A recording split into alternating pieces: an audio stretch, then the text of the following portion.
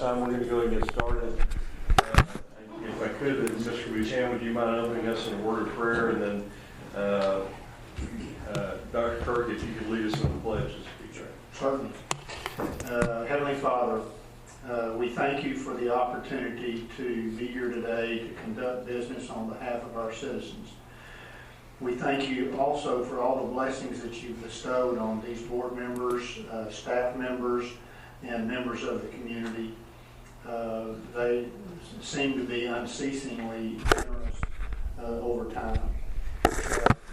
We ask you to help us deliberate and do your work to the best of our ability and for the utmost betterment of the citizens of our community. We call to mind the opportunity is here to have civil discussion and to be prudent in the way that we conduct that, so that we do end up with making progress.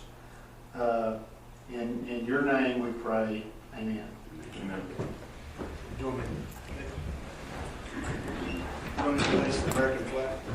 I pledge allegiance to the flag of the United States of America and to the republic for which it stands, one nation under God, indivisible, with liberty and justice for all. And the Texas.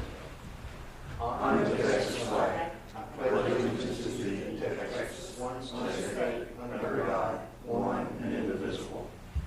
Thank you, gentlemen.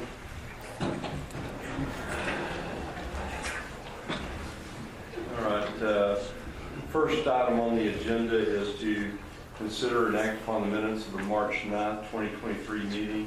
I think Mr. Buchan's got a couple of corrections and additions. I do have, there were three little typos, and I've handed those so that they can be corrected. There's no really reason to talk about those, but there was one material thing that I think should be added on page 4, where we are making our decision to engage Whitley Penn. On the last sentence, I would like to add a parenthetical note just to clarify what we were doing, to where it says presenting it for desk review as one package of information, and then put a parenthetical note that says equivalent of option A above, and then Whitley Penn total cost per report was $6,500. What this does is it makes it clear that we're the scope of work for option A and the scope of work for what we ultimately awarded to Whitley Penn are commensurate, and that we're comparing $8,500 to $6,500. I just think it makes it clear to the reader that we made a decision and saved money in doing so. With those corrections, I would move for approval as corrected. Any other comments or changes? Okay, so we have a motion to approve the minutes with the addition outlined by Mr. Rutan. Do I have a second? Second. Second by Dr. Kirk. All those in favor, aye. Aye. Any opposed? Minutes are approved as amended. Just to remind everybody, this is a public meeting, and so any member of the public may address the ODC board regarding any of its agenda items before or during the consideration of the items. So if you want to do that, you'll just have to come forward and comment. We'll go into our regular agenda, beginning with our contractor's reports. Mr. Mansky.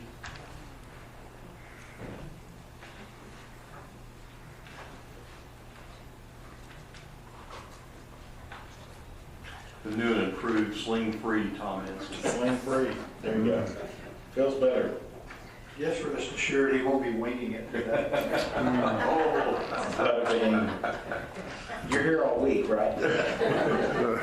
I did want to ask, since you're bringing that parenthetical note, that's a new term to me. That's amazing. After the meeting, I'll educate you on that. I wrote it down. I'm going to Google it. So, you'll see, first off, I mentioned in here, discussion regarding evaluation practices used by ECAD. Like I mentioned to interim chairman Russell, I wasn't able to get with Lloyd and talk, or excuse me, Lane at the ECAD and talk about this week. We did some back and forth and played phone tag. He did send me a one-pager, which in my part of the report, I didn't see it. It may be in the full packet, and I didn't bring the full packet up. I didn't know y'all wanted to discuss a little bit about valuation with regards to the terms of the contract during that 5-year period, typically 5 years. With regards to maybe a recipient of the grant questioning their valuation, and I didn't know if this was a time that could be discussed. That may be a Dan question, since it wouldn't be an action item. Yeah, you could discuss it a little bit. Okay. Go ahead. I think the question that has come up is, as we've looked at some of these grants, and we've got one coming up a little bit later, I believe. Is GCC? No, GCC's not on here yet, is it? But anyway, the overall idea is that, part of what the grants are intended to do is to build our tax base by expanding businesses and facilities here in the city and the county. And so we've kind of run into a couple things over time of, we award a grant based upon, let's say, $10 million of capital improvements. And we base the grant on that, but then they come along, in year one, and they start contesting their taxable values. And I say, well, that $10 million investment really should only be taxed at 5. And so we get into those discussions with the appraisal district, and the lawsuits get filed, and you go through all that. So we were trying to kind of come up with a way that was fair, or some thinking of how do we make that fair both to the city and to the ODC, as well as to the grant recipient, so that we can kind of help alleviate some of that stuff for the appraisal district. I know they have to fend off a lot of lawsuits every year that are over valuations and all that. So we just kind of throw that out there for discussion on some ways that we might do that. Mr. Boutan, why don't you kind of tell them what we were? Yeah, maybe what we're trying to obviously determine is, that we make a grant based on a number that once the taxes begin to be collected, has now much lower than what we anticipated it would be. And so maybe the best way to do that would be to do some kind of research regarding grants that we've awarded based on buildings, whatever. A new building would be a great example. And then what's that valuation on the tax rolls today? So what are we actually collecting taxes on? And if, we determine, well, in almost every case, we're awarding grant funds based on numbers that are much higher than, what the result is, then we get an issue to deal with. But we may determine that indeed those numbers hold, and that our grant, the numbers that we use to determine what our grant award should be is entirely valid. So that may be something that the Economic Development Department could conduct. And I think I would pay particular attention, at least initially, to expansion of buildings, or building of new buildings, or purchase of buildings or whatnot that we've awarded grants to assist with. So I think what I'm hearing you ask is you'd like to look at maybe what that recipient in their original application, what they submitted as their CapEx, and then now maybe 10 years later after the contract expired, what is the building valued at? And I'm sure you also want to see personal property. Yeah, well, I don't think I think the lion's share of the dollars that we approve for grant awards would be on, property as opposed to personal property, fixed assets. So that's what, that's where I'd start. You know, I don't know that I would, you know, go too deep. Well, we could submit both numbers. I think if you go to the ECAD site, they give a whole number. I mean, I think sometimes we have quite a lot of equipment, and I'm assuming that's taxed as personal property, so if they buy a big machine tool or something like that, that would be personal property. Certainly may be valid. And as long as you're pulling up the same website, the same page, it's probably just as easy to go ahead and gather that information as well. So that's probably a good point, Tom. okay. Yeah, we can put that together. Any other suggestions about how we might? So we're just talking about tax generation from grants awarded? Yeah, with the idea that one of the things that we're trying to do as ODC is to develop our tax base. So we're giving grants to improve properties, to expand properties, to buy equipment. You know, we kind of want to see that the idea is we'll get some of that back over time through increased taxation. So Would we want to know an approximate time that we should expect, you know, the tax generation to increase? Or, because I heard 10 years, is that about average time for? I think even 5 maybe enough. I mean, because most of our grants are about 5-year. Yeah, I think 99% are 5 years. We've had a real big project that's 10, but most all of them are 5. Well, and maybe the way to look at it, to answer your question, maybe the way to look at that would be, let's make sure that we are past the contract expiration. So that we are, if it hadn't been, you know, if it's a 5-year deal, let's make sure we're in year 6, at least in year 6. Because if we haven't gotten to that, you know, if we haven't held that number to immediately following the expiration of the grant, then that's a problem. You know, that's an issue. Yes. So I think that would be the best way maybe to determine that. Just make sure that we're past the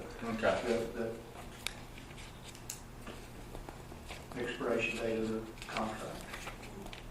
So we'll send Tom and his crew back with some homework to do, and maybe you guys can, about the next meeting, kind of have some numbers for you, and we can talk about that. I have a crew. Okay. The other item, I was hoping to have a date, which what I had proposed to the head of TEDC, Carlton Traub, was the second Thursday in June, because that was going to be after the legislative session to conduct a sales tax workshop. He got back with me via email yesterday and said that doesn't work. He's on vacation. I guess since the session ends at the end of May, that first week or the first 2 weeks of June, he's taken off. So I'm going to propose a couple more dates. So we may not be able to get it on your regular meeting date. Try to get it on a Thursday, and certainly give y'all enough time to know. The workshop alone can be 4 to 6 hours, and then if we want to have anything else with that, any other types of discussion and stuff. But I do know, and I was in Dan's office Friday, and we were talking about it. There's a lot of people between council and people who touch economic development at City Hall, not to mention the board, that there's a requirement you should have the training every 2 years, I think. I believe it's every 2. And so we need to get it lined up and get folks into that.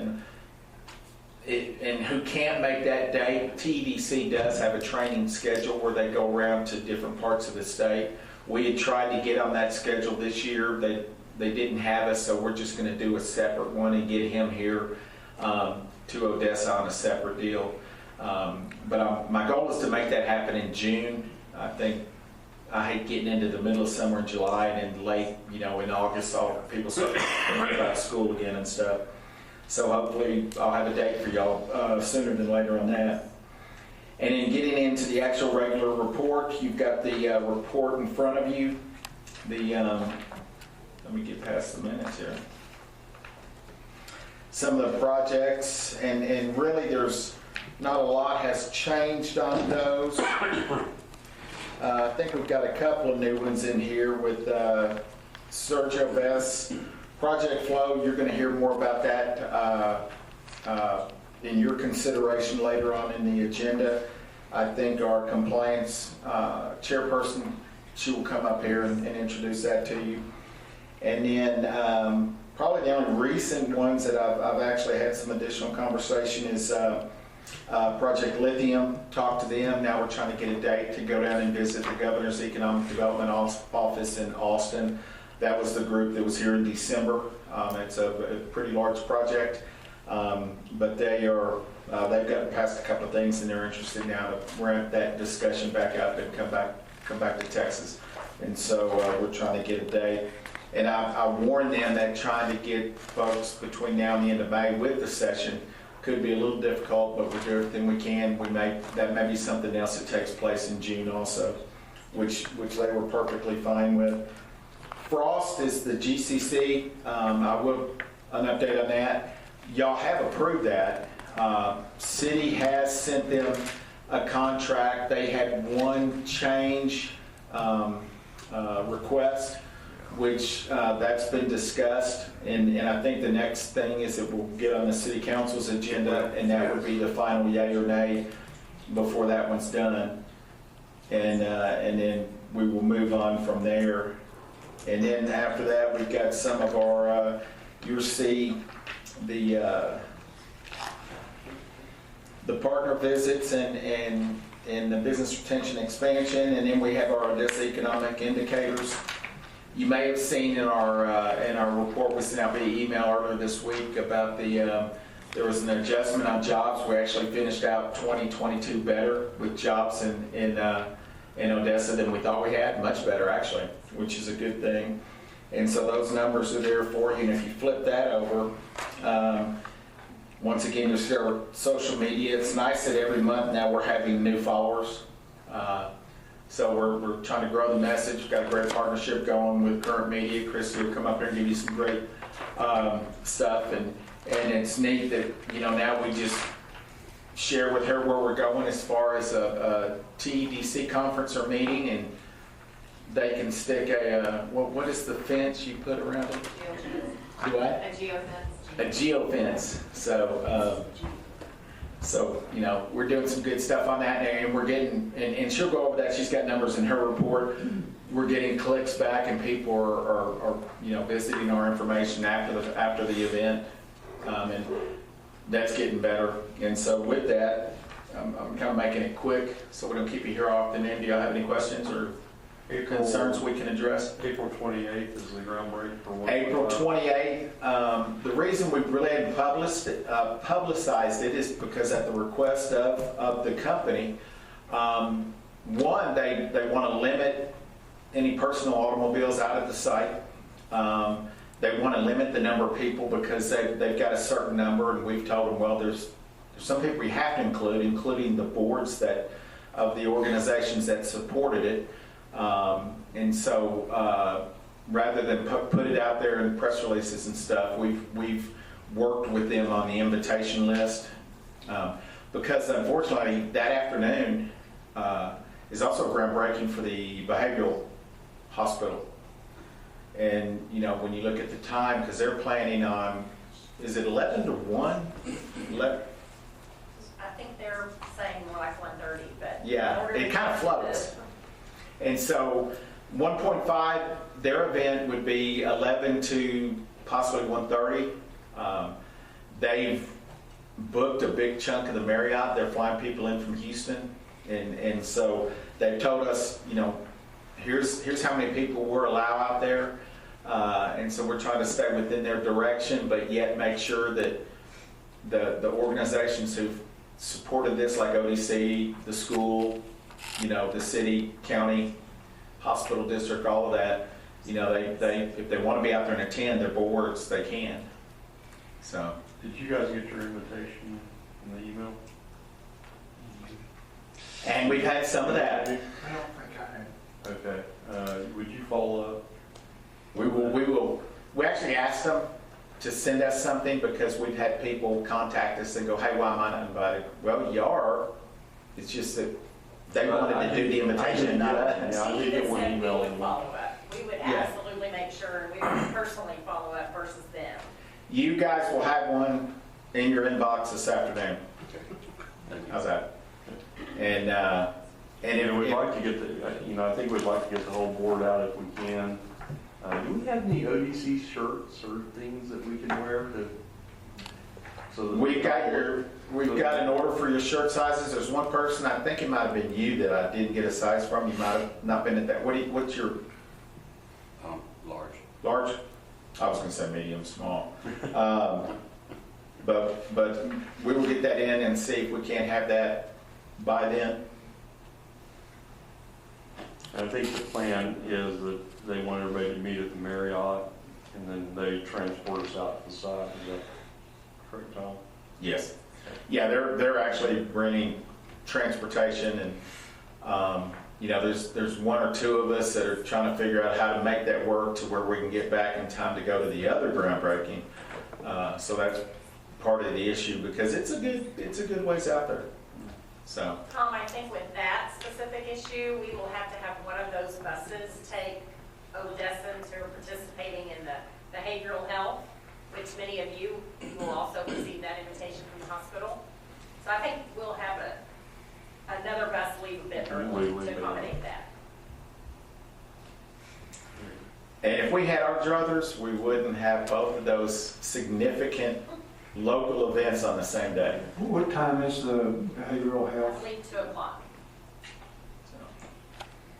I guess what I'm trying to say is we didn't put that schedule together.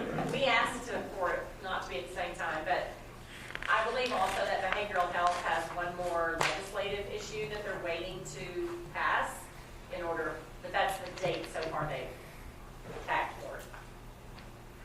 And then there's that other significant groundbreaking everybody's been waiting on. That local individual called me and said, can we do that at 4 that day? And I said, no, we're just pushing you out until further notice. So, any other questions, concerns? Thank you very much. Thank you. All right, Christy, you're up. Good afternoon. So, I think probably 3 of the 4 of you guys have probably seen the report already. I emailed it as well. A couple of updates just that are not in here. I did meet with the economic development staff. We will plan to make that a pretty routine thing just so that I'm getting the right information. We met on website content. We've met on the video that was started before me that is still continuing, and we talked about several things through that. So one thing I mentioned, and I just want to kind of reiterate, we've got a lot of things that are big projects that are moving that you're not seeing as much as we typically would, but the website's going to take a little bit of time. I put the timeline in here. Very impressed with the contractor. They seem to be incredibly organized. They're bringing a lot to the table, a lot of different things that we're going to be able to add to the website that they're already created. They're just customizing for Odessa. So they're working on that. We will have benchmarks, but I went ahead and put it on here just so you can kind of see it's on page 2. There's a chance we'll beat that if we are above the deadlines. But just to kind of give you an idea, the soft launch of the website is looking like it would be in June. Full website in August, but ideally it's live in June. I think that's when we're going to start hitting most of our messages. So the follow-ups to things like SHOT shows, to the geofences, the things where we really have a good place to send them, that's what we're going to do. As a result of the website meetings, we've come up with other things that we need to update. So working with Tracy on updating like the industrial park maps and what's available and what's taken and those kinds of things to make sure that everything is up to date so that all the resources are on the site. Social media, Tom touched on, we are working closely with Lindsay. She has been, in fact, she's asking me too, and I'll say this to the group, I think I said it in the email, as far as the reporting goes, you will see that change when the website comes up and when we're looking at social. We're going to start measuring different tactics, but quite frankly, we just started the new look this month. I mean, we have just gotten started, so kind of want to see what that looks like before we set those metrics. But they're coming, and she asks me, and she's on top of it just to make sure that we are tracking the things we want to be seeing. So wanted to mention that as well. The video that was started last year, they will be here at the end of this month. We're going to meet after this. We've been going back and forth.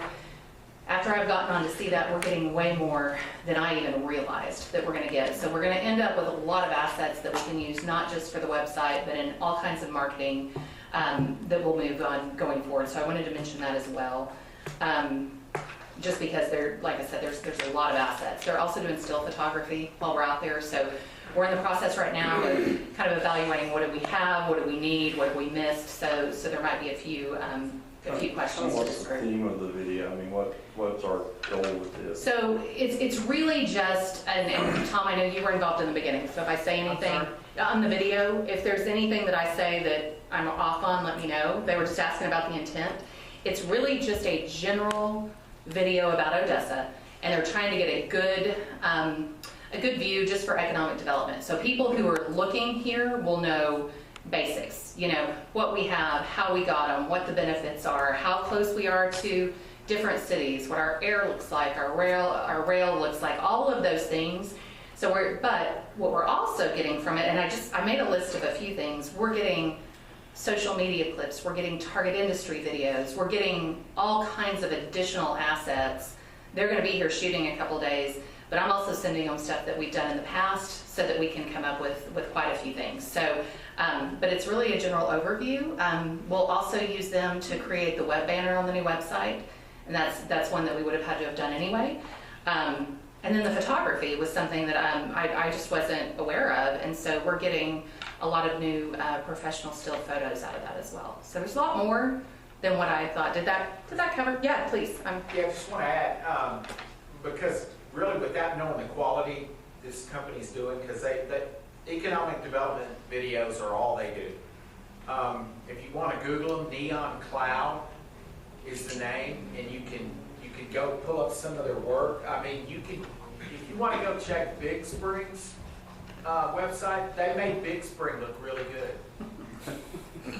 And I'm not trying to sound negative. They have a sample on Weatherford that's really interesting too, in the way that they talk a lot about I-20 and accessibility. I mean, it's very different than us, but it's a really nice sample. And I thought what was interesting, there are a few things on here that, I mean, on the invoice it said animated produced map, and so I have in my head that it's just a map of Odessa.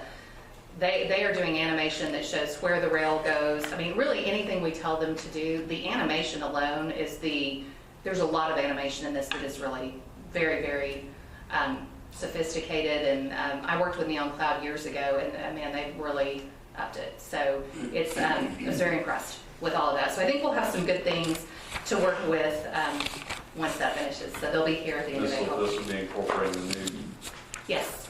Odessa. Yes. Or Yes. only Odessa. Yes, and for both vendors, so I've done it with the website already, I've not done it with the video guys yet. We've got a package that we send them that is a branding guidelines. We're sending them the art files and telling them how we want them used, little things, so that they don't compress them or squeeze, so that we kind of control the look. But yes, they have a whole package of everything to work from, and then on the things that I'm not too sure about, we're providing, so just to make sure that we keep that. So yes, it will have that. Yeah, and that's something too in my next report to you guys. I even mentioned in my email, next month might be a good time just to visit, in person again. But I do think as we're going through that list, I might reach out to and just see if there's anything we're missing, so. Also, you mentioned, like on the website, to include our industrial districts, things like that, up-to-date maps, what's available. Could we also reach out to like the other big developers, Larry Lee, Oh, yeah. ICA, those guys, and see if they could keep us kind of up to date on what they have available? Yes. And include that so that we're kind of showing everything that we might have that could be of interest to somebody. Absolutely. And we're talking about some of the different things we're going to shoot. We'll keep that in mind when we talk about the video as well, because there may be some other areas that we don't have on that list right now, just to make sure. Really, other than that, we ran the Governor's Cup ad last month. There might be a couple of things that we feel like we really need to be a part of, but I'm really just holding off until that website's done before we put a lot out there. So just wanted you, a lot is going on, but it's pretty much behind the scenes. There's not a whole lot of show and tell yet, but it's coming. So, any questions? Okay, all right, thank you. Thank you. Mr. Walker.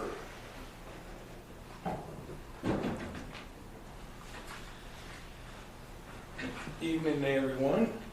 Well, thank you for making me follow that. That's a hard act to follow. That's a lot of information, great information. Just short and sweet. Actually, everything is still looking very productive, very impressive. Our numbers, we've actually have a person that basically they are working with all our social media, our followers are, I'm telling my age now because they were explaining this to me, and I was like, okay. And, you know, it went in one ear and one out the other. But, you know, they told me it was positive. So we're to the point that they're going to implement a Instagram account. That's still, okay, yeah. I'm telling you, I'm like, okay, if that's filled, but this person is a local person. She moved here from another area. She came on board. She has jumped on the social media, the website, the Facebook, and she is so aggressive. And I just give her the thumbs up, a thumbs down, say, okay, you can't do that, or you can do this. So we have our followers, our viewership, everything has been up. So we're looking good as far as that. We are putting more, working on building our membership. We did a snack and learn here on the 25th of March. It was very well received. We just kind of opened it up, had some local bankers, some representatives from different organizations come in and give basically free information. Let some of the people in our community come in and see what's there, what we offer. So we kind of reached out. We got other different programs available. We just did our networking program with the SBDC. And we put my eyes on so I can see that. We just finished that one up, and it was business structure. What is best for you? And that took place on the 23rd of March. We've sat down with some, unfortunately, one of the young business people we were working with, he passed away. So we're going to take him off of our roll. He passed away last month. And we were to the point where we were trying to help him find a brick and mortar, but he had a heart attack and he passed. But we are working with some other companies. We were approached about a daycare center, and a lot of things came up. You know, a lot of the smaller business, how can they be financed, and that seems to be the topic that continues to come. You know, are they approachable to the banks? Are they eligible for loans? And this information we're trying to throw around. And thanks to Tracy, we're trying to look for some avenues to kind of help, because we want them to be encouraged, because they'll approach us, and I know it takes nerves for them to come in and approach us about these business opportunities, because a lot of the times they've said they've been rejected or turned down. So we're very enthusiastic. I'm going to do a cheap plug. We planned our cleanup, our second annual community cleanup, which will be on this Saturday. If you have any of your children or grandchildren that's on punishments, bring them out. We'll put them to work. We'll let them help clean up, and then we'll feed them after that, and then they'll have the rest of the day to recuperate.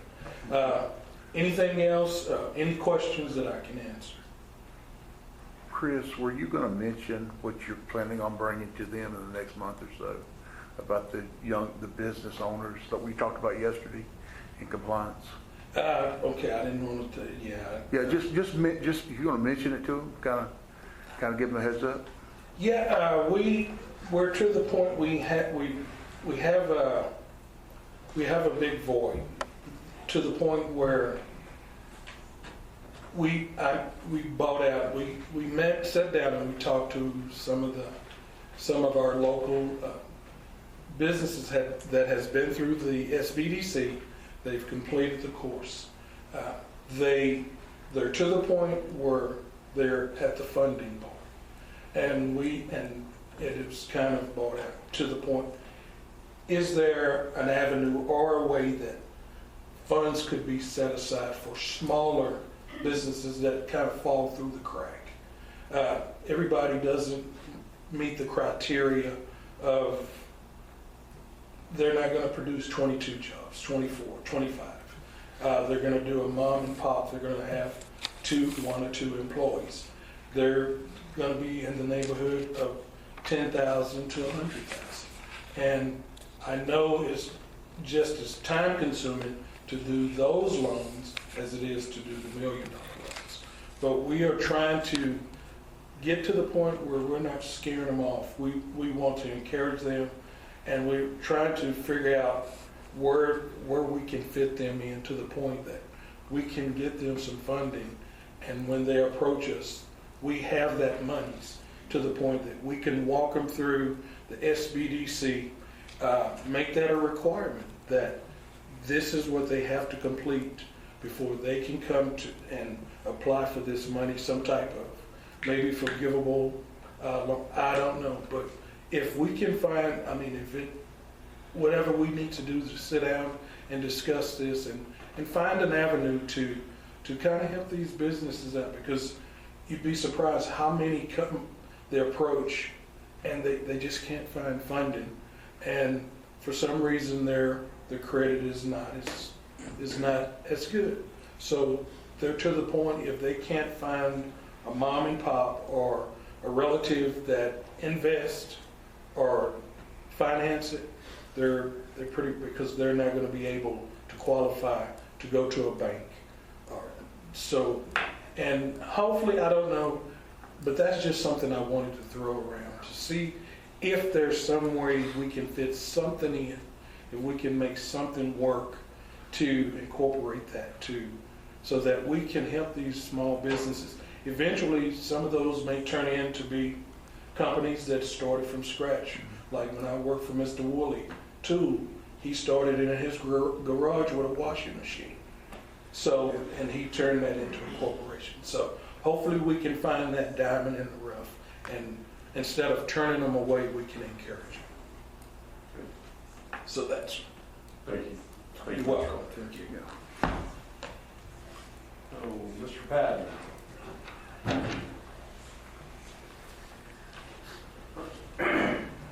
Good afternoon. My report's in your packet, but I wanted to go over some things. For the month, we had 224 counseling sessions for 211 hours. We had 3 seminars that we had in March. Those were SWOT analysis, access to capital, which was actually an in-person workshop, and then the third one that the Black Chamber sponsored was business structure. We had a total of 52 attendees. 26 of those were at access to capital alone. Actually, we had 26 people who registered and actually signed in, but we actually had about 35 people there. So I'm not able to count all of them, but that's how many we had ultimately. As you may recall, that was spring break week, so we had some clients. We had kids in the audience, I'll put it that way. We had about 5 kids, so those are the ones that weren't registered, but they ate. So that was fun. We may rethink that going forward, having anything in person on spring break week, although the kids were fine. They did good. They didn't disrupt anything at all. In April, our workshops, we have 2. One has already occurred. That's how to create a budget. We had 17 people present for that. It was a Zoom workshop. QuickBooks training is coming up next Tuesday. That is in person. It will be at Wagner Noel. We've got 46 people registered. We set the cap at 45, and I had to let somebody in above and beyond that. Lunch will be provided. It's free. We're bringing in an expert out of Lubbock, and she will be doing the workshop. She's done it for us in the past and done quite well. So we have 4 new businesses for the month. The industries that those are in would be an oil change and auto mechanic shop, an oil field service company that specializes in wastewater disposal. That's one of the first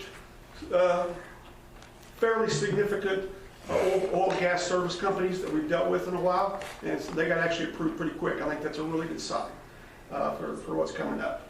We had a cleaning service get started and an online boutique. Two of those companies were in Odessa.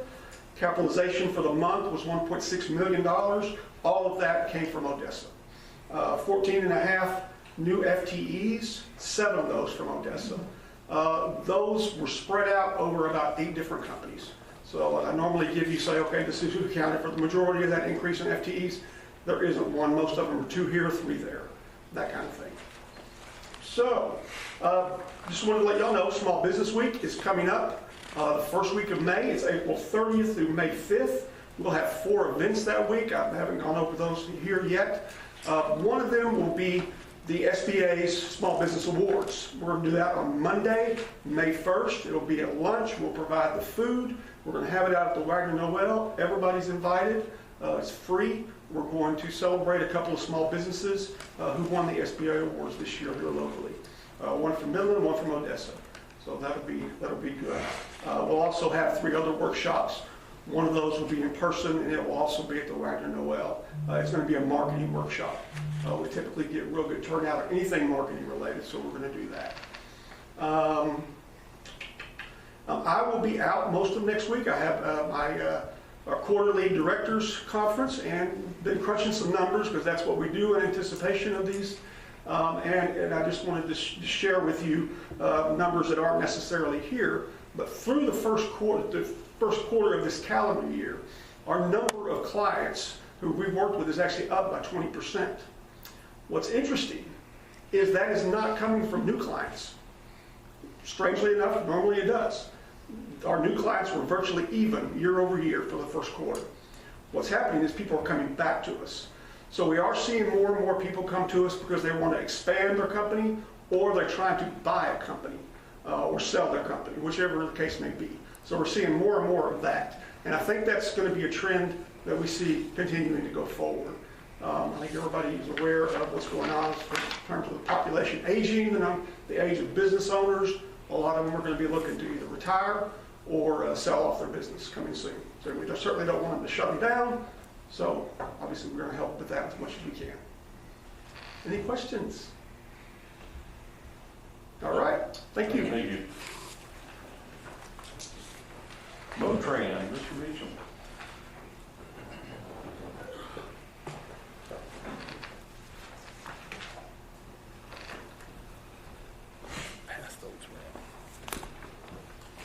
You usually bring us some little goodie, James. You are No going cups to this time? No get flat there's a map. Look, Mr. Russell, I had to go to the TxDOT office in Austin on Monday. That's kind of like my version of going to the principal's office and growing up, and I'm still a little bit shaken by it. But it was a good meeting. We'll talk about that in a minute. One thing that we've been crunching a lot of data, and we do that we use to justify trying to get additional investment in our critical infrastructure out here. Sometimes that data is more useful than others.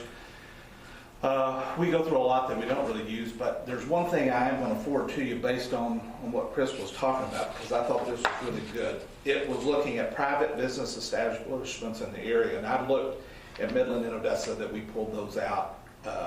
What was sort of interesting, and kind of to a point he was making there, if you factor out all your public entities and just look at private entities, there are 3,817 private business entities in Ector County on that list. Now, what I thought was interesting is only 7% of them related directly back to oil and gas. It was remarkably diversified when you looked at the number of entities, not necessarily going to employees or payroll or economic impact. But 57% of the 3,817 were 5 employees or less.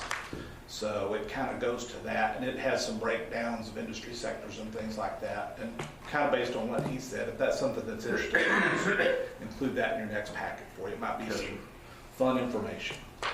Also, Mr. Boutan, if you don't get your invite for Friday, April the 28th, we're doing a luncheon that day talking about pipelines too. You can watch it on Facebook later on, but if you don't, you can get that one. We'll be talking about hydrogen pipelines and CO2 pipelines in the area. ExxonMobil Pipeline Company is going to come in and give that presentation, so we think that'll be a good one as well. Part of that's based on a little focus here in this current time frame on pipeline safety.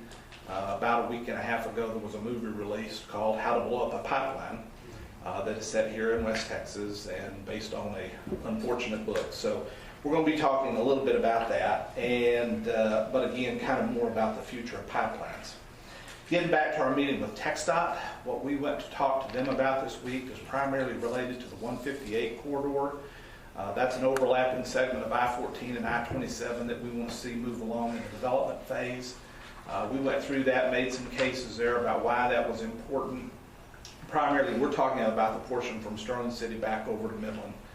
What has historically bothered the commission on this is the right-of-way and utility cost involved in upgrading that corridor coming into Midland. Their internal estimate was about $5.7 billion, and that's a deal killer. But we recently completed, or more or less have completed, the South Loop in Midland, and that eliminates most of those issues. So part of it was talking about that. Once you eliminate that, they got real positive then.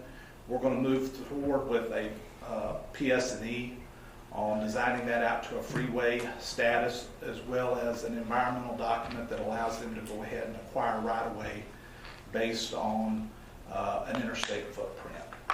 Now, what's also important about that is, of course, those projects both impact, even though they're not here in Ector County as far as interstate access. But there's a significant portion of 158 that runs from Midland back over to West Odessa at 302. And what we've also asked for them to include in that is to go ahead and look at that as designed to a freeway standard as well. That's a huge truck route. There's generally about 7,000 to 9,000 trucks a day that go along that path. And since we're talking about 158 anyway, we felt like that was an easy way to incorporate that. I know that's also a priority here for Ector County, just from the county perspective. So again, that we are in discussions with Senator Cruz's office, as well as the Ports to Plains Coalition, who filed some unfortunate legislation about a week and a half ago as well that would designate our area as I-227 instead of I-27. They did that as if they were doing us a favor. What we're asking the Cruz office is to go ahead and designate an I-27 West and East corridor, as has been done in the past and is allowed as the purview of Congress. That way, ultimately, when I-27 is constructed at some point, that we're still in the running and not on an ancillary route, which is what three-digit numbers are. It means they wouldn't have to build it. So anyway, I think we'll make some headway and get that solved.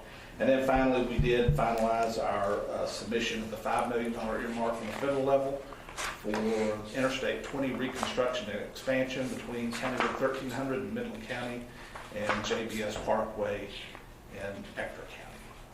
That's my report. Unless there's What's the whole time frame for the I-20 expansion? That I know they're already working on the Midland side of it, but what's that whole project timeline? This portion actually would begin, it'd be late this year in 2023. Probably doesn't actually, you won't see construction moving around out there till March, April of 24. And then at that point, my guess is that project's going to stretch out about 3 years. It'll be nice when it's done. And I hope we all live to see it. So that's just phase one. So there you go. Any questions for Mr. Beecham? Thank you. Thank you. Next up, looks like we got Seth here instead of Larry, but to go over our financial review. Good afternoon, members of the board. I'm going to fill in for Larry today. So you've got your packet there with the February financials. We're showing total revenues year to date so far of $7 million as of February, and total expenditures year to date of $3.2 million. And kind of how he goes through this report, if y'all go to page 4, we've got that breakdown that ties back to each of the individual investment summaries and the statement of revenue, expenditures and changes in fund balance. So during February, we had sales tax receipts, 1.3 million there. Changes in fair value and interest of government pools, we had 193,511. CDs and CDers, there was an increase of 3,840. Savings in money markets was 12,244.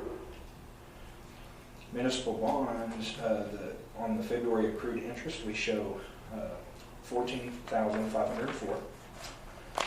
On the municipal bonds interest received, there was $50,793. There was a loss on investments in February for $8,330. And coming down to E down here, total expenditures for February listed out at $2,254,209. During February, we did purchase a new investment. It was a municipal security. It was the Connecticut State Tax A $2 million par, yield to maturity of 5.07% that matures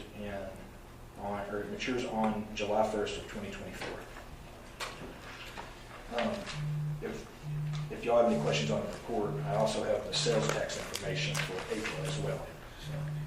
Yeah, would you talk about sales tax a little bit and where we're at against where we thought we'd be and what our year is looking like? From what I know of the knowledge there, that it looks like it's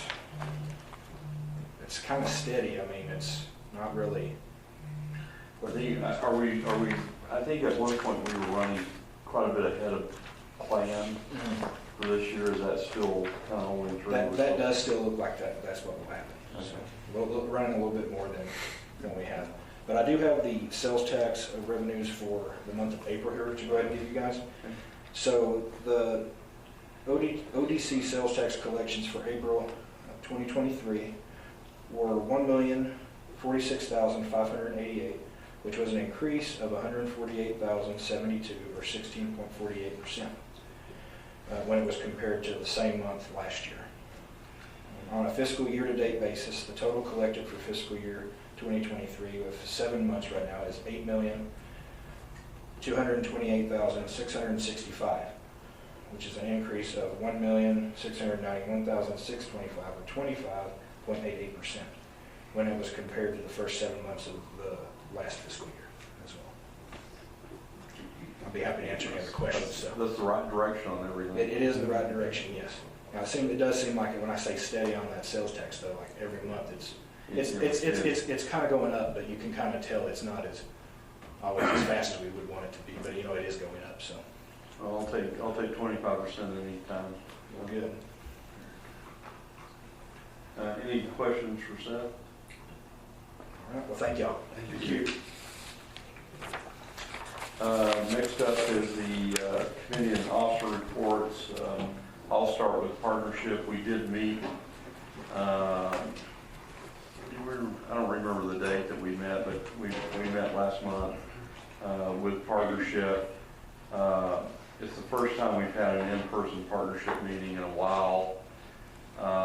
We had good attendance, with the exception of we did not have anybody from the school district or from the hospital at that meeting, and but had a good roundtable discussion about things that are going on.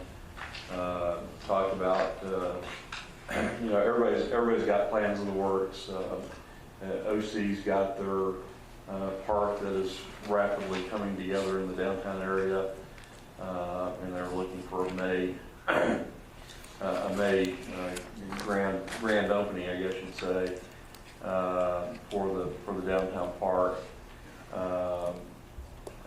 Judge Fawcett's also working, the county's working to put together kind of a more comprehensive full 5 to 10 year plan to kind of give better direction to where they're needing to go in terms of facilities and other things with the county.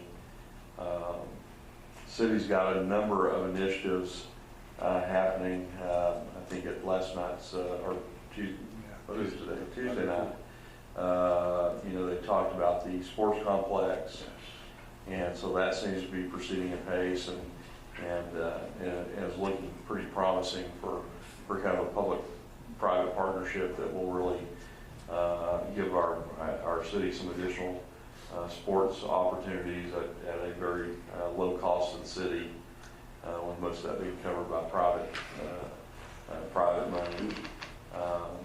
So just a lot going on in our city if you look at the whole scope of everything that's happening, and that's very encouraging. We did talk about, I think we're going to try to get those back on quarterly, Tracy? Yes. And kind of back to our quarterly schedule, get everybody more in tune to it, make sure that we really work hard to get somebody from every entity there, including the school district and hospital. Obviously, the hospital's got stuff going on. They're involved in the behavioral health facility, which will hopefully get full funding here very, very shortly out of the legislature. And so an awful lot going on in our community. So had a good meeting. Is there anything else did I miss anything, Tom, Tracy? I see you mentioned the health science Oh, yes. building, and I know ODC provided some support for that. They said that'll be the new tallest building on their campus. Yeah, you can see it. You can see it's still up in the air if you go by University and Andrews Highway, and so that's proceeding right along, and so a fairly substantial addition to their campus, and and continuing to grow. I think they're at record student numbers. I don't remember. Do you remember? I don't remember what they said, that it was over 6,000. Was it 8,000? 8,000. About 8,000. Yeah, 6,000. Okay. And it's a couple of semesters in a row that they keep beating their former record. Yes. So that have we ever invited UTV to be a part of those partnership meetings? Yes, they were involved, and then at one time somebody went back and revisited who all was coming, and it was back to just the taxing entities. Okay. And that's kind of your, the ODC board's call. As well as Texas Tech. Yes, Yeah. They were both included. You know, I think that's a really good point. There's really no reason.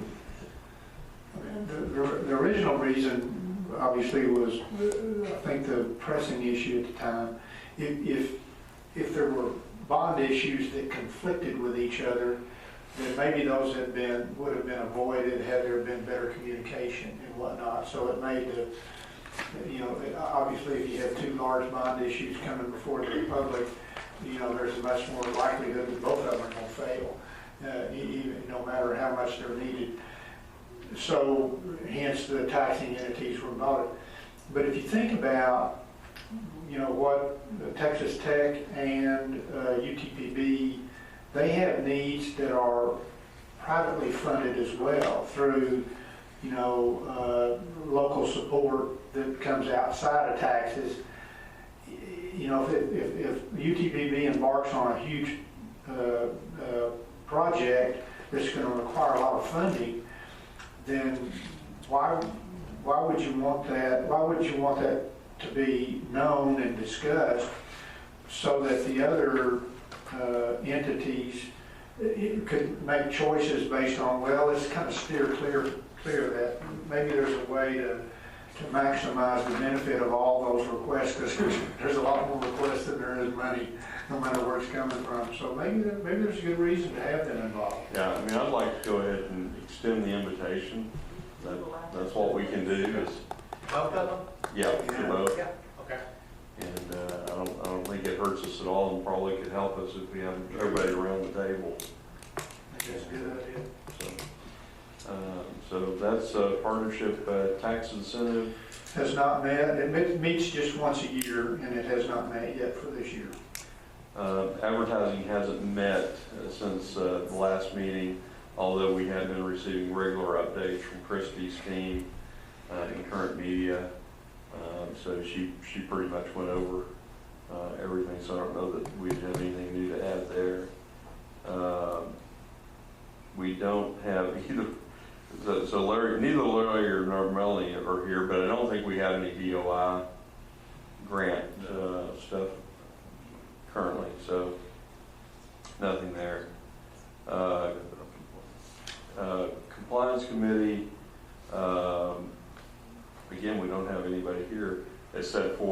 Peggy, and we'll skip that deal because she's going to come up and talk us through some particular projects here in just a minute.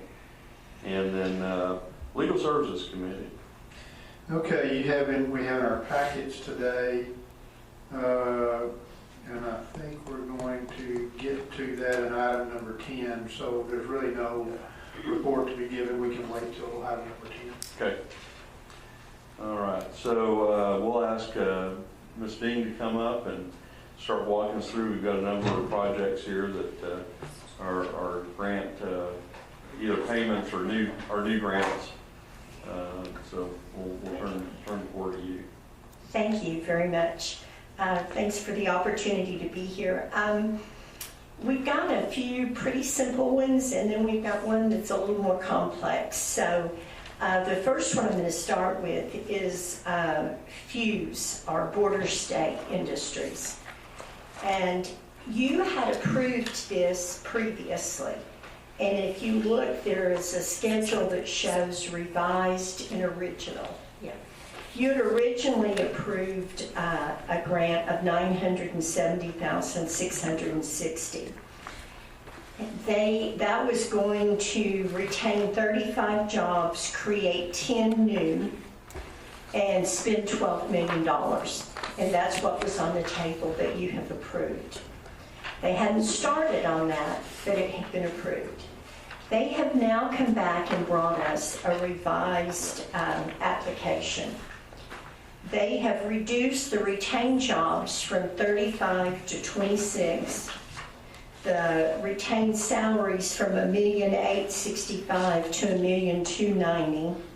The new jobs from 10 to 7, and the salaries on the new jobs from 510, I'm rounding, to 342. So we asked why, and they said they're still going to do the project, the $12 million CapEx, but, and this is a little unbelievable, but when they got their bids, they came in at 10.5 instead of 12. So they don't need 12 million. The employees, on the other hand, they have had a cutback, like, everybody coming off of COVID in 21, have seen some decline in their operations. So they have, their retained jobs now are 9 less than what they were, and their new jobs are 3 less. So we've revised the matrix to accommodate that, the lesser CapEx and the lesser salaries. And on the job front, was this partially due just to, I'm thinking about a couple different things, and I don't want to get confused, but they would like to hire more, but they just really wonder about finding enough people to hire. That's correct. I think that's right. Yeah. Yeah, and the retention of jobs, did they give us any more color on that, Tracy? Well, they said that they had lost, with the job market like it is right now, they had lost those few and are having a hard time replacing them. So that's why they just adjusted the numbers, because they didn't feel like they would be able to replace them by the time they got this contract going. The thing that we were concerned about, and we just wanted to call your attention to on this, is it's easy to just revise the calculations, but we want to be sure that the project itself, you still have an appetite for, with the lesser jobs and the lesser retained jobs. So, and it appears to be still, we believe in compliance, a good project. But I did want to call those things to your attention and be sure, because what you approved is not what it is right now. So, any questions? This was, to remind you who this is a wholesale distributor of electrical, construction, industrial, and utility and data communications materials. So, and they are constructing a new 30,000 square foot facility in South Odessa. So the location is a good location, in terms of doing something in South Odessa. It is something that is diversified from just purely oil and gas. So, we still feel strongly that it's a good project for you to consider, but it is a different project and lesser money. So we are recommending that now the grant will be reduced from $970,660 to $735,933. And it would still be paid out over, I think this one is 5 years. Any questions or comments on Porsche's? I don't have any questions. I'd move for approval. Second. So, Mr. Rutan made the motion, was it 2 seconds? Dr. Furt? All those in favor? Aye. Aye. Aye. Any opposed? So that reduced grant amount of $735,933 would be approved. The next one on your agenda is flow. I'd like to put that to the end because there's a little bit of hair on that, and I'd like to go and get rid of the easier ones if you don't mind. On the Select Energy, this is one that there's a lot of debate over this in compliance. This is not a big grant. Their amount is $18,734.20 a year, and they're in their 4th year. This would be their 4th payment. When Weaver did the audit, there are some exceptions to the compliance of the grant. And there's a couple of anomalies that are a little questionable, but when they take the payroll, the payroll hours, the auditors, apparently on our direction at some point in time, but the auditors use, I think it's 18, yeah, it's 820 hours. In my accounting practice, we always use 2,080, but they use 1,820. And so on the 1,800, using 1,820 hours, they came up with 290 FTEs. They are required to have significantly less than that on their grant.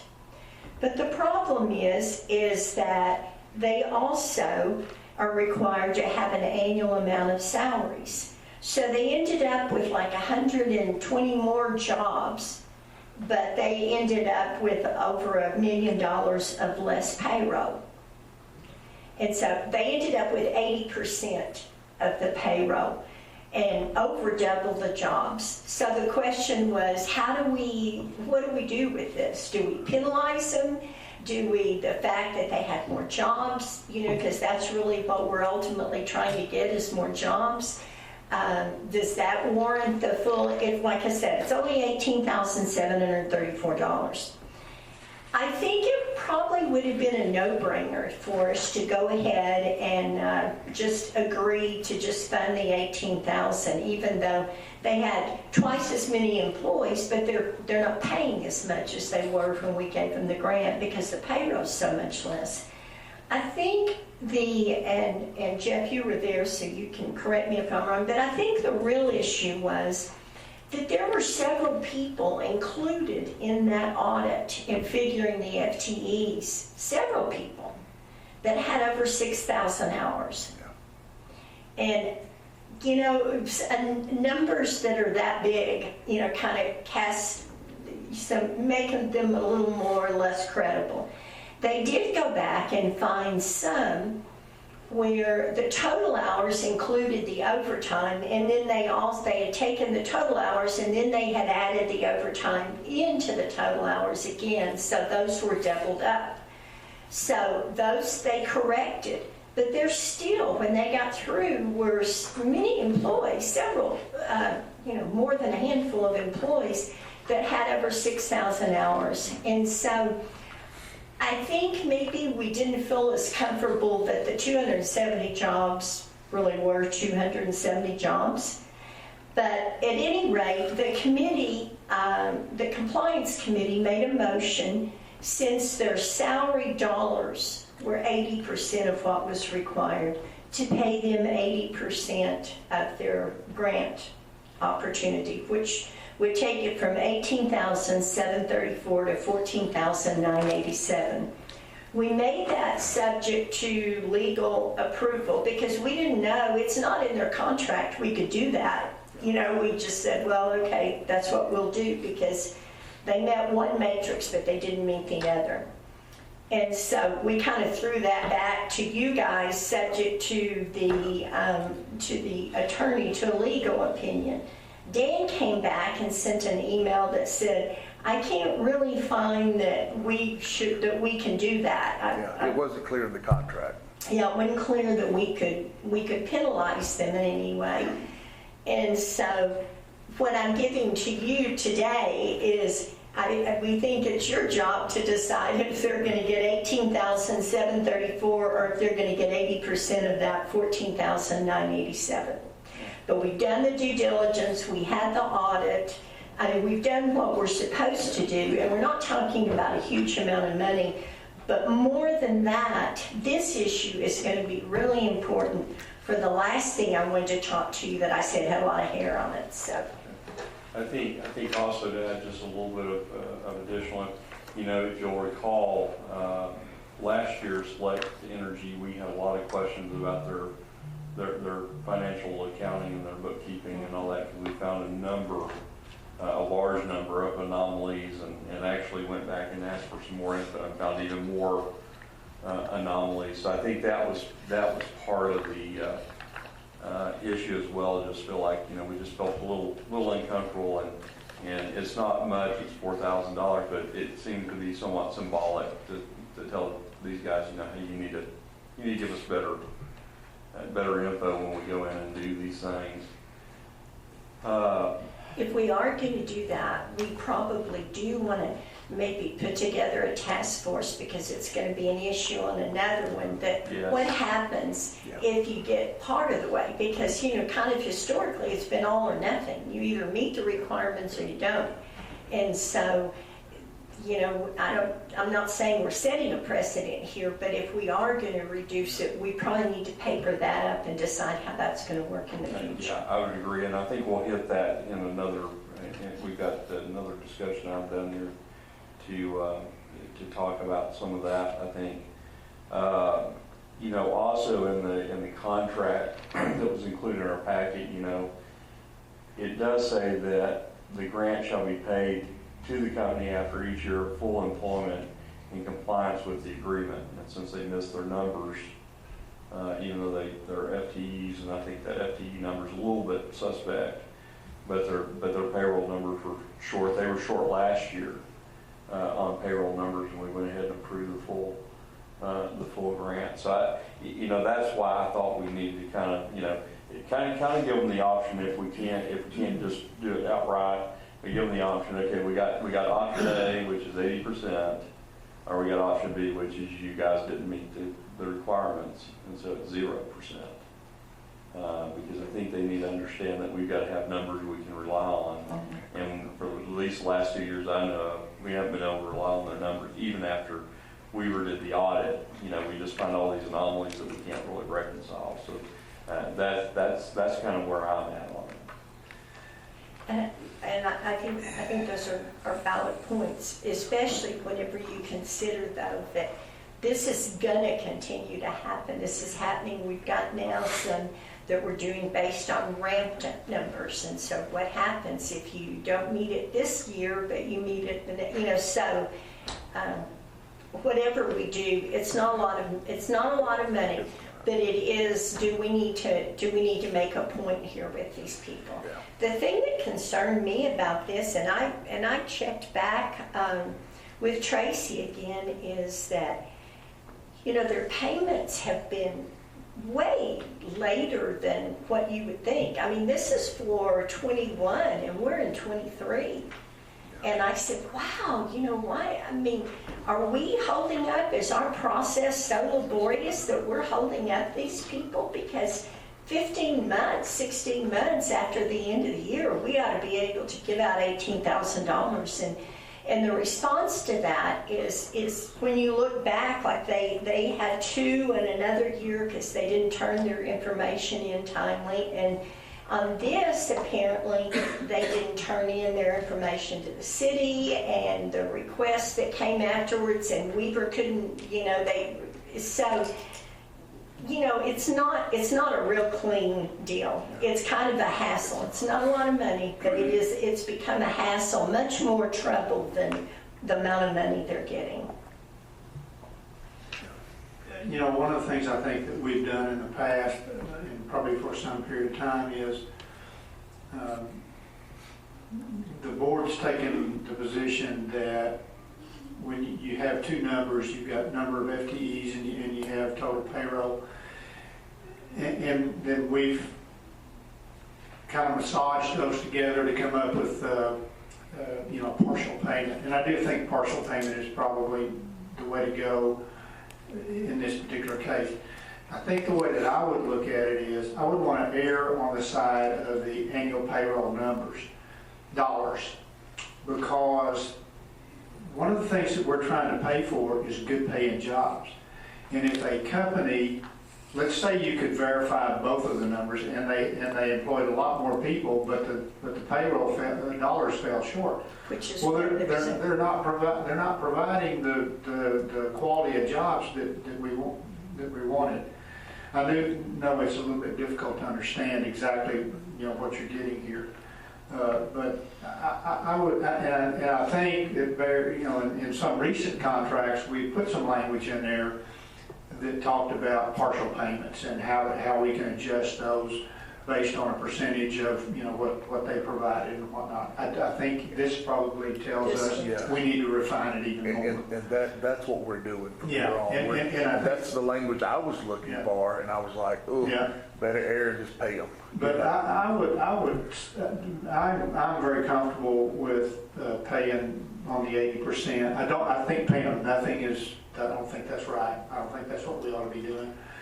You know, they've shot themselves in the foot by not providing the information on a timely basis, and therefore they're getting the payment way late. I'm okay with that. You know, that's their fault. But I would be comfortable paying them the 8%, and I would put that in the form of a motion.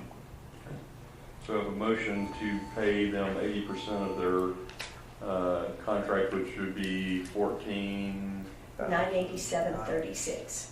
$14,987.36. Do I have a second? Second. Dr. Kirk. All those in favor, aye? Aye. Any opposed? All right, so Can I just get a clarification? I know we've done this. It looks like 11,156 is what they were supposed to be, 1 million that they were supposed to be total, but they were at 88 for that. Is that right? So they're that much lower. Yeah, in total wages.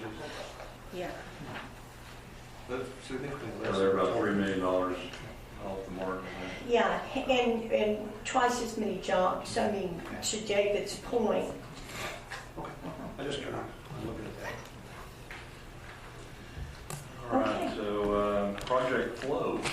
okay, that's Oh, the you wanna last go- one. you wanna- I want to you go wanna ahead go and skip to Okay, lasers if we yes. can. That's real simple. There were no exceptions on their audit. They qualify for their payment, and we would recommend that they get their payment now.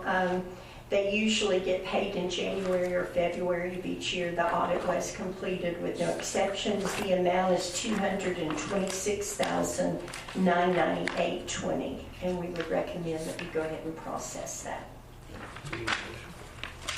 Motion. Motion to approve. Second. Dr. Kirk, seconded by Mr. Rutan.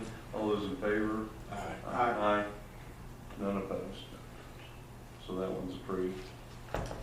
Okay, project flow, we've got a little bit of issue with the numbers. I'm sorry I didn't get to miss the meeting yesterday. I was out of town, but Tracy and I beat these up. And the numbers bring up lots of questions. So let me kind of tell you about this. This is a manufacturer of fluid end expendables for plunger pumps and centrifugal pumps. It's a big company. It's existing already. It's standard industrial manufacturing. They're on 3rd Street, and they're buying a building or building across the street, a big warehouse. So they're really going to expand. And they sent us very, very detailed tax returns and information. So, and I beat it up. So, I think that we are fine on all of that. But here's what our issue is. They have 8 people working here now, and they are going to add 22 people over the next 5 years. And of those, a significant amount of them, 10, are added in the first year. And those are primarily mechanics, and their pay scales are really good. You know, I mean, these are high-paying jobs. These are good jobs. But they're going to add 10, and then they're going to add 5, and then 2, and 4, and 1. Here, beyond the numbers, our question becomes, the questions we've had and thought we need some direction on, is, you know, we typically calculate this based on the total of what's going to happen. But in most times, or what's projected to happen, in most instances, that's going to happen the first year. You know, I mean, they're building something, they're starting up or whatever. This is a ramp up. And so we're thinking, okay, we figured out what the payroll would be with all of these people at their projected rates at the end of the 5-year period. And that was the way it was first presented to compliance in terms of what they qualify for. But then as you look at it, if you look at it every year on what they're adding, then you come up with the issue of what if they don't? You know, the other thing brought this to our attention. What if they don't hire 10 mechanics in year 2? What if they don't hire these other people? What happens if they don't comply? In other words, when does, on a ramp up, when does the compliance, is it at the end of 5 years that we know what they did? I mean, do the interim pieces make any difference? We're not going to pay them anything until they've achieved this? Are we going to pay them over 5 years as they're ramping up? I mean, all of a sudden we realized that we had a lot of questions with this on how this should work and what we need to tell them, because it doesn't usually take that long to ramp up your people. And so the question is, when have they met the compliance of the contract so that then we start paying them 1/5 each year? Because we pay them after it's, you know, if it's on a building, we pay them after it's completed. And so we had figured this based on the total number of jobs at the end of 5 years on a number. But I'm not sure that's how we need to be doing it. But I'd agree with you on that, for sure. Would it be possible to calculate year by year? So we've got so many in year 1, and so we throw that into the matrix, and we get a year 1 total, year 2 total, year 3 total, and so those become our numbers for each year. As opposed to taking a total and doing 1/5. Yeah, I almost think on ramp ups that we're going to have to do that. We're going to have to reframe the way we do it. And based on what they say they're going to do, then figure out. But the problem with that is that when they add 10 of the 22 employees in the second year, you don't want them then to qualify for all of that money. I mean, do you? Yes. You still want it to be paid out over a period of time from when they achieve what they projected. But could we accomplish that by looking at it year by year? So year 1, we're going to have so many employees, so much payroll, that would be worth so much. If we take our normal multipliers over a 5-year contract, right. we take our multiplier times 20% 1 year out of 5, and we calculate a figure for year 1, 2, 3, 4, 5.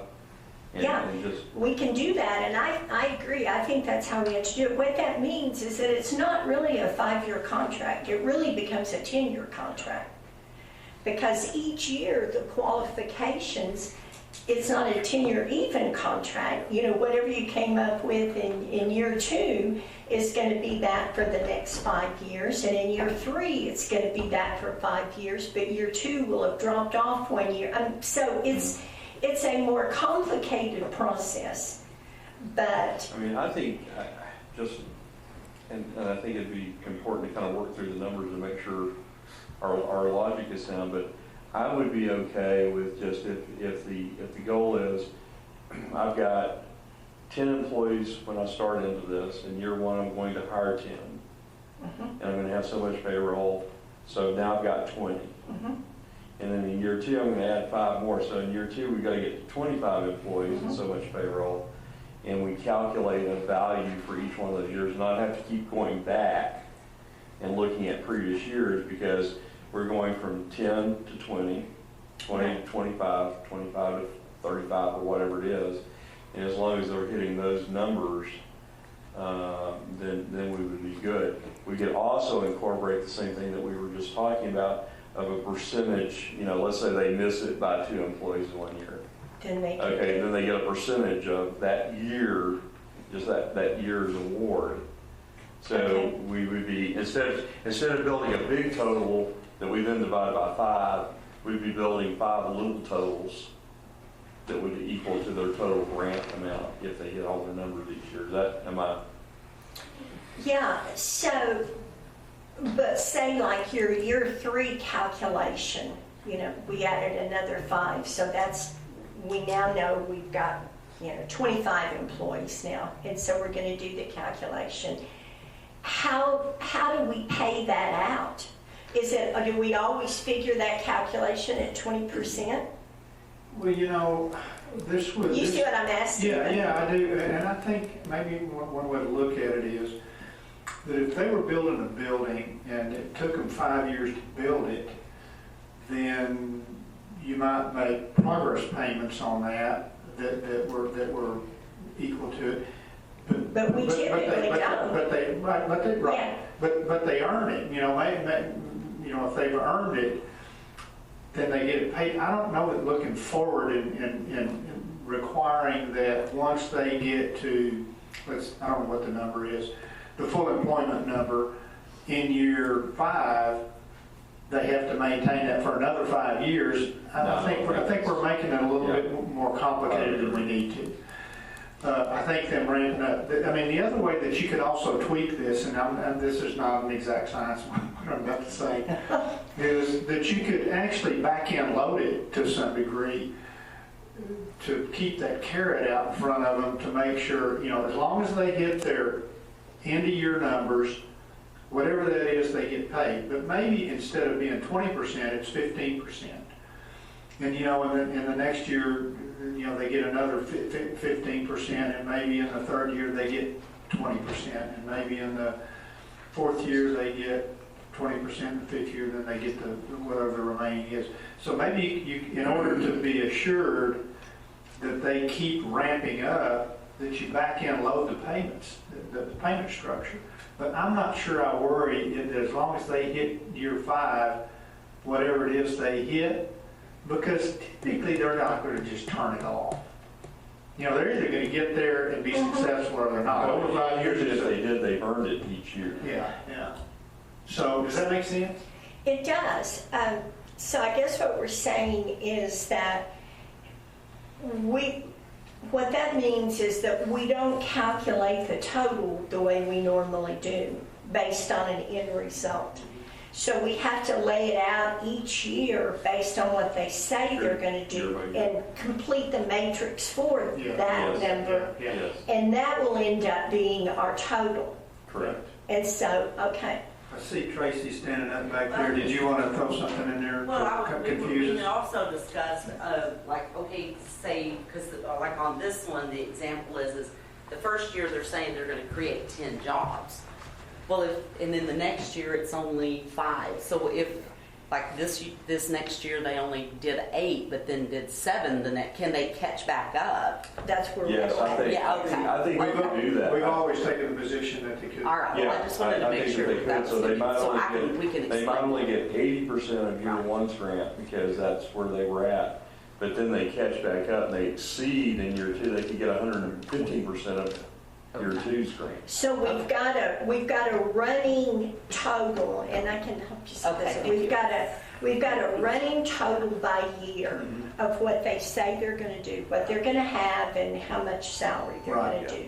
And at the end of the year, we just evaluate where they are to that running total, and then that determines.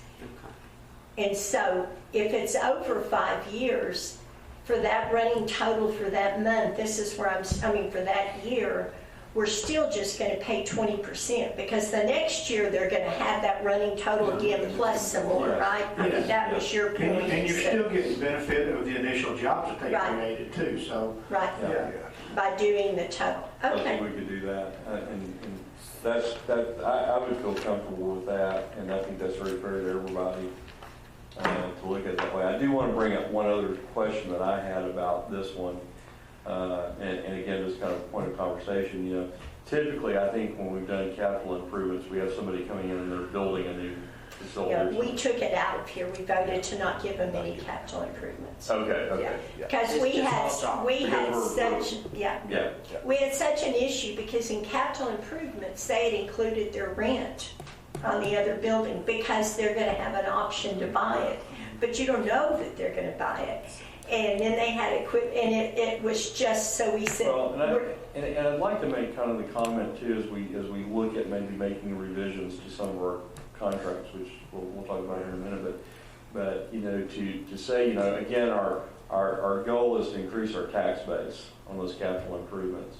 So it's one thing when they're buying a tract of land and then they're building a $2 million building on it, because hey, our tax base just went up $2 million. It's a little bit different thing when they're coming in and buying something that's on the tax roll for $1 million, and they're paying $1 million for it. And you know, do they get credit for that $1 million, or do they, if they buy the $1 million property, but then they're going to spend $500,000 in improving it, do they just get credit for the $500,000 improvement? But we've had interesting questions, and this one, because it was leased property and we couldn't even really tell what kind of equipment, the amount they had for equipment was very, you couldn't have even bought one lathe for it, so it didn't really, so we just simply put that aside.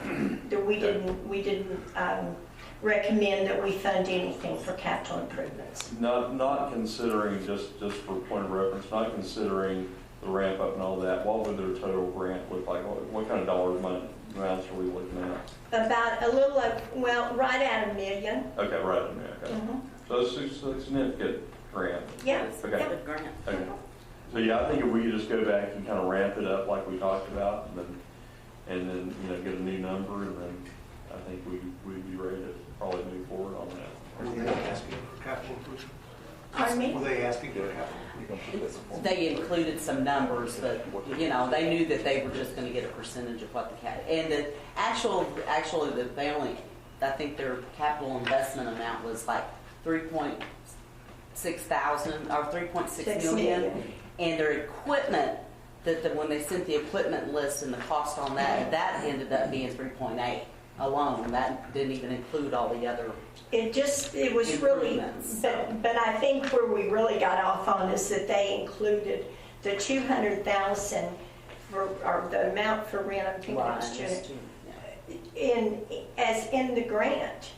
And their thought process behind that is that if they apply their rent towards purchase, then that really was for purchasing a building, which then goes back to yours. So we felt like nobody got comfortable with being able to do anything with the capital improvement. So it sounds like the consensus, and I guess we'll need a motion here, we'd just like to send this one back to compliance for some other work. And I'll work up what I think we're saying and send it to Tracy, and then she can send it out and you guys can look at it so that we know if that can work. And if it can work, then Dan can paper it. We'll put it in. Does that work?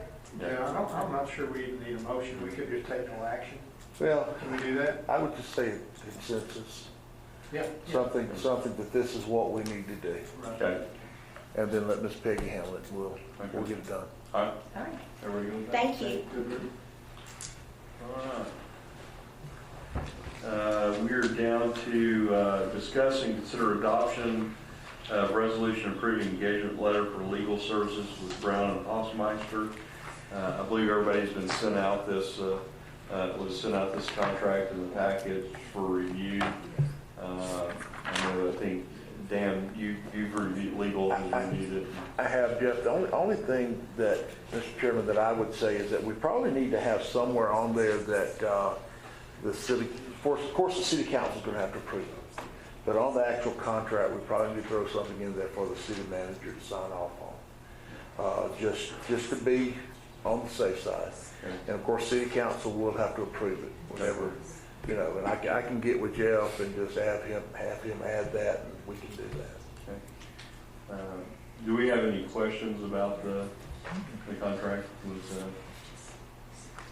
I'm kind of excited about getting these guys on board. I think we've got a lot of questions that come up at times, and these guys specialize in economic development work. And so he actually wrote Type A and Type B. Here a couple of years ago, he wrote the pamphlet and everything, and Tina and I had taken a look at it, so it's kind of fascinating. It's going to be really good to have him aboard. Okay, very good. So I'd entertain a motion to approve the contract. So moved. Second. All those in favor, aye? Aye. And that'll be subject to the little revisions that Dan suggested. Yeah, all of that. And what I'll do is I'll email Jeff and just ask him to add that, and then we'll go from there and we'll get it for City Council 25th. Can we make 25th, you think? So you can make 25th. Can we make 25th today? I'm not so sure how to ask Norma. We'll try. We'll do our best. All right, next item on the agenda is discuss and consider adoption of resolution approving agreement for compliance consulting services with Whitley Penn. We went over their bid proposal last time. We've got the actual contract in everybody's board packet. So this would be using them for our compliance audit. So it costs a maximum cost of $6,500 per audit. So I'd entertain a motion on that. I would like to recommend a modification to the Exhibit A, which is when it comes to their, it's the service approach and methodology. One of the things we talked about last time was that the chamber wanted to make sure that they were in the loop on the interface with the grantee. And I think there ought to be some language added that if Whitley Penn, for whatever reason, they can get the assistance of the Economic Development Department to interface with the grantee on an as-needed basis. I think that's really important, that they stay in the loop. I don't know exactly how that ought to be worded, but Can we just add a paragraph in there in their service agreement, just saying that they will copy economic development on all the correspondence? We could do that. And seek their help as needed. Yeah, we could do that. That will be no problem. that modification I would move for approval. Mr. Chairman, real quick, we have, from the finance department, we have not had our meeting with Whitley Penn yet on the details and expectations that's expected of them. We've got a process rolling over there. That's right, because there was an email that was sent out a week ago that Roger Tovar is wanting to meet with you and Larry. Okay. So we might better hold off on this. So we'll just table this for Table now. it. If I can get a motion table, yep.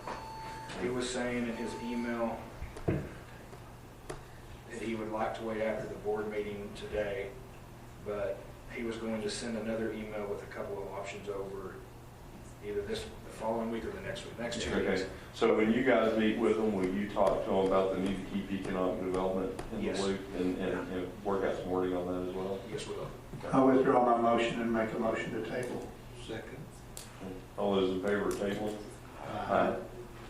Any opposed? Okay, next item is to discuss and consider economic development agreement template. Really what this goes back with hiring Brown and Hoffmeister. I would like to propose that one of the first tasks that we give them is to give them copies of our current economic development agreement and all, and have them kind of go through what we've been doing and using that as a basis for any needed modifications that we might need. We could also talk about some of the things that we need, where maybe we need some language in there for when we have ramp ups or things like that. So And that maybe define improvements. maybe Plugging wells. yeah, Plugging well an improvement, you know? yeah. So, I mean, Yeah, I think we just need to Yeah. go in and I'd really like to, and I know Tom and I have talked about this a couple times, but, you know, to set up some time with them to come, do some board training, I agree. educate us not only on just economic development in general, but some specific issues that we run into, so that they'll really understand where we're coming from on some of these issues, with the goal of getting a new and improved template that we can use for future economic development agreements. Yeah, template or templates Yeah. or with some, you know, Yeah, with with some flexible paragraphs. Right. Yeah. Right. I like that. I think it's a good idea. So I don't know that, do we need a motion or anything there? I mean, I think that just goes along with trying to get them out here. I don't think we need a motion on Okay. that. I think it's just a matter of us just calling and getting in touch with Jeff, and Tom can reach out as well. Okay. And I think that also covers number 13 on the agenda. I think these are kind of related together. Discuss, consider adoption of resolution for grant compliance procedures. So again, just kind of tuning up. They're not the same. No. Not the same. Okay. Help me. She's Help me. ready. Okay. Yeah, please. So we'll just, 12 we'll move on from, because I did not do a good job talking to Chris about that beforehand, so. This resolution is just, since we're switching over to Whitley Penn, the last time we adopted a resolution for these procedures was back in 20. So this is to kind of try to update the procedures to match what's actually going on. So I've given you guys a red line from the 2020, and then a clean copy so you can see what it looks like. That was the one that was almost all red line. Almost all red line, because none of it really applies. The biggest changes are, like, I've pretty much removed the legal department from the process. They're finance related. Tina, let's tell them why we did that, No. because it was cumbersome. We were holding on to checks, we were approving payments. It was just, I think it's the way they used to do it, made you no know, it was under sense. Joel's regime, but we're trying to put it, so I put a lot of it on the finance department. Before doing this, we sat down with Seth and Mr. Fry. Yeah. So it has the finance department handling, when the reports come in, actually working with Whitley Penn, along with the chamber. It has them submitting the reports either to compliance or directly to you guys. It has them issuing payments. That's the biggest change, is all those are going to be handled by the finance department. All the red line stuff you see on pages 2 and 3, those were adopted in 20, and those have already been incorporated, so they do not need to be in this resolution. That's why there's so much red line there. Okay. But that's all. So the big change is that we kind of take legal out of the equation. So Whitley Penn would submit their report to finance. Finance would then review it to say, is it with exception or without exception? Does it need to go to compliance or not? Yes. They would make the appropriate recommendation, it would go to compliance or not, Yes. or it would come directly here. We would approve the grant or not. Yes.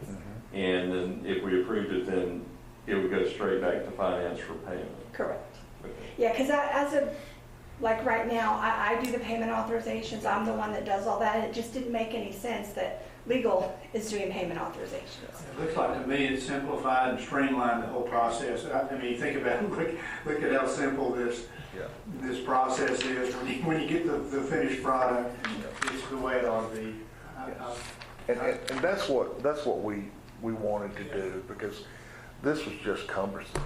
This made no sense at all. It just makes sense, you know, we're legal, we do legal things, they're finance, and they do finance things, so.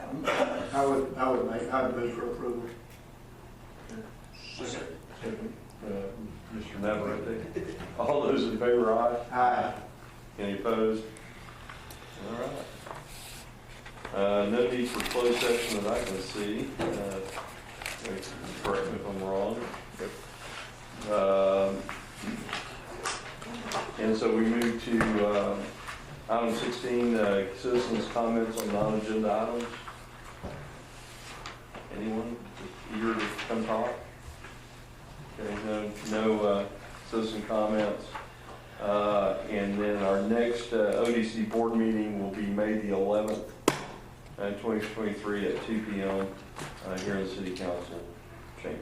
I have a conflict that date, and I was wondering if it would be inconvenient to move it to the next Thursday, So that'd be May 18th. May 18th. Anyone have any problem with that? Okay.